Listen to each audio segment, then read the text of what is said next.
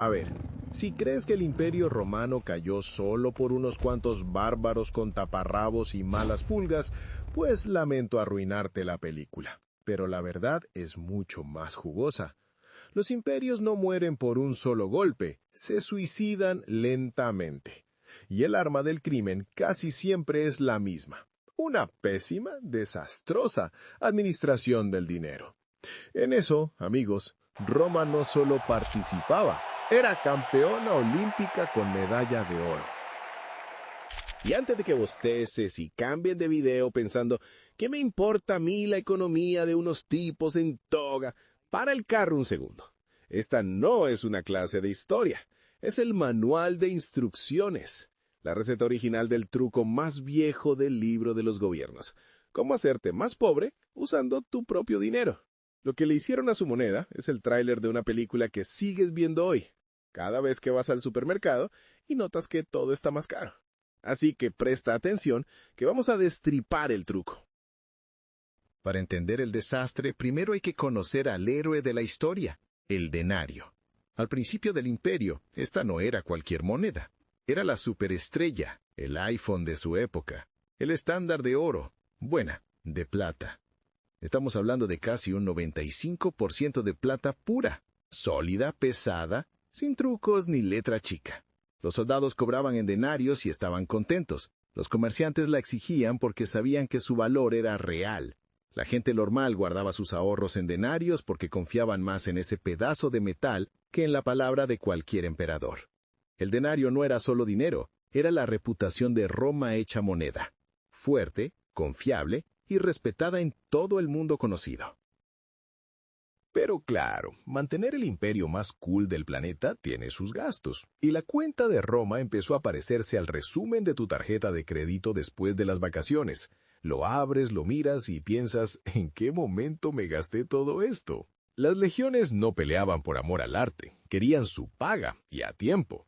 Construir todos esos acueductos y calzadas que se ven tan bien en las fotos de turistas, carísimo. Y las guerras, las guerras. Siempre había una nueva frontera que defender o una nueva rebelión que aplastar. Las guerras son el pozo sin fondo del dinero público, antes y ahora. El problema era simple. Del tesoro salía mucho más dinero del que entraba. Y cuando a un gobierno le faltan fondos, no suele recortar gastos. Se vuelve creativo. De aquí, amigos, es donde nace la magia financiera, el truco más viejo del libro.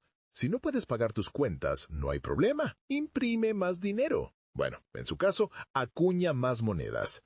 Pero preguntarás, ¿cómo creas más monedas si no tienes más plata? Fácil, haces trampa.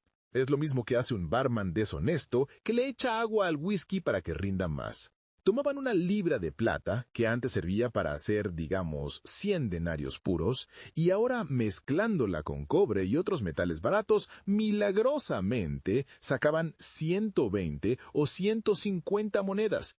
Por fuera, la moneda se veía casi igual. Tenía la misma cara del emperador, el mismo tamaño, pero por dentro era una estafa. Era inflación en su forma más pura y descarada. Y este no fue un cambio de la noche a la mañana, fue un deterioro lento, como una enfermedad, la muerte por 1000 cortes, o en este caso, por 1000 monedas fraudulentas. Bajo el emperador Augusto, al principio, nuestro denario era un atleta en su mejor momento. 95% plata, fuerte, puro. Un siglo y medio después, con el emperador Caracalla, la cosa ya iba regular. El denario había perdido la mitad de su valor real. Era solo 50% plata. Ya no era un atleta. Ahora era ese tío que te dice que todavía está en forma, pero se ahoga subiendo las escaleras. Y luego, el colapso final. Para el reinado de Galieno, a mediados del siglo III, la situación era un chiste.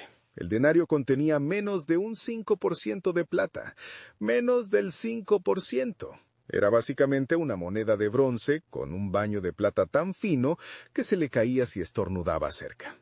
La gente no era tonta. Podían ver y sentir la diferencia. El gobierno podía llamarla moneda oficial, pero todos sabían la verdad. Les estaban dando basura a cambio de su trabajo. Y cuando el dinero que tienes en el bolsillo se convierte en basura, todo lo demás se va al diablo con él. Esto no es una teoría económica en un libro de texto, es el caos en la calle. De repente, la hogaza de pan que costaba un denario, ahora costaba 20, luego 50. Tu sueldo, que antes alcanzaba para todo el mes, ahora se evaporaba en una semana. Los soldados en la frontera, los que supuestamente defendían el imperio, empezaron a amotinarse. Exigían su paga en oro o en comida, amenazando con nombrar a su propio emperador si no les cumplían. Los comerciantes, que de tontos no tienen un pelo, dejaron de aceptar las monedas. La economía del imperio más avanzado del mundo retrocedió siglos. La gente volvió al trueque, a cambiar un saco de trigo por un par de sandalias, como en la prehistoria. El pegamento que mantenía unida a la sociedad, la confianza en el dinero, se había disuelto. Y todo este caos económico, por supuesto, trajo de la mano a su hermano gemelo, el caos político. El periodo que siguió es conocido como la crisis del siglo III, que es el nombre elegante para decir sálvese quien pueda. Fueron 50 años de locura total. El imperio se partió en tres: plagas, invasiones bárbaras por todos lados. ¿Y los emperadores? Los emperadores duraban menos que un helado en el desierto. Hubo más de 20 en esos 50 años, la mayoría asesinados por sus propias tropas, que básicamente te hacían emperador un martes para matarte el viernes y poner a otro. Era un círculo vicioso. El dinero sin valor causaba inestabilidad. La inestabilidad exigía más gastos militares. Y para cubrir los gastos, adivina qué, acuñaban más monedas sin valor. La espiral de la muerte. Y justo cuando pensabas que ya no se podía gestionar peor la situación, llega un nuevo emperador, Diocleciano, y dice: «Sujétame el vino». Su gran idea para arreglar la inflación galopante no fue restaurar el valor de la moneda. No, eso era muy complicado. Fue mucho más simple: hacer la inflación ilegal. Así como lo oyes. En el año 301 publicó su famoso Edicto sobre Precios Máximos. Era una lista con el precio tope de más de 1000 productos, desde el trigo hasta un corte de pelo. Y si algún comerciante se atrevía a vender un céntimo más caro, el castigo era simple: la muerte. Una solución sutil y elegante, como ven. Obviamente fue un fracaso espectacular, porque no puedes obligar a un panadero a vender pan por una moneda si esa moneda no le alcance ni para comprar la harina. El resultado fue inmediato. Los productos desaparecieron de los mercados y el mercado negro explotó. Diocleciano aprendió por las malas una lección económica fundamental: no puedes arreglar una moneda rota con una amenaza. Eventualmente llegó otro emperador, Constantino, que al menos sabía sumar 2 más 2.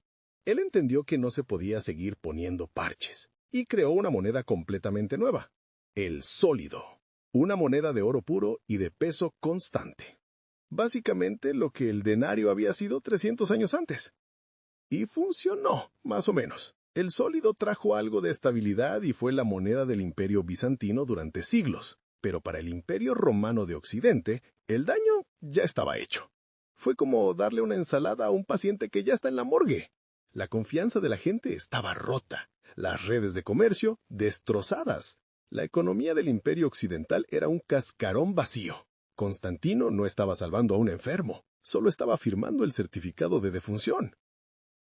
Y aquí es donde la historia deja de ser historia y se convierte en un espejo, porque la caída de Roma no fue un evento único, fue la creación de un manual de instrucciones, un «Cómo arruinar tu país» para damis, y ha sido el libro de cabecera de muchos gobiernos desde entonces. Las togas y las sandalias se cambiaron por trajes y corbatas, pero el guión es exactamente el mismo. Así que veamos algunos de sus grandes éxitos más recientes. Y para ver los grandes éxitos de este manual, no hace falta buscar mucho. El mundo hispanohablante ha tenido asientos de primera fila para ver esta tragedia repetirse. Solo hay que preguntarle a cualquier argentino qué sintió durante el Corralito de 2001, cuando de un día para otro el gobierno secuestró sus ahorros del banco. O buscar imágenes de la hiperinflación en Venezuela, donde un fajo de billetes que hoy compraba un café, mañana no servía ni para encender la cocina.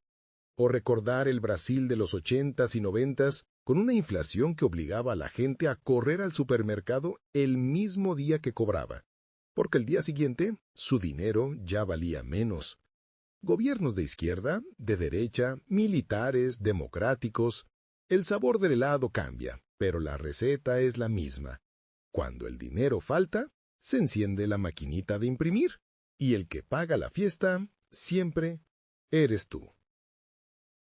Pero el problema hoy es todavía más grande. Ya no es solo un país que cae en la trampa. Hoy el sistema entero está construido sobre la misma idea. El punto de inflexión fue 1971. Ese año, el presidente de Estados Unidos, Richard Nixon, cortó el último lazo que unía al dólar con el oro. Básicamente le anunció al mundo: a partir de ahora, nuestro dinero no está respaldado por nada tangible. Vale porque nosotros decimos que vale. Fin. Y así nació el sistema Fiat global en el que vivimos hoy. Fiat suena elegante, pero en latín significa simplemente hágase. Tu dinero vale no por el oro que lo respalda, sino por decreto, por la fe que le tienes al gobierno que lo emite. Es exactamente el mismo truco de los emperadores romanos, pero a escala planetaria. Y con el dólar como el denario del mundo, si ese sistema se tambalea, no se cae un solo país. Nos caemos todos juntos.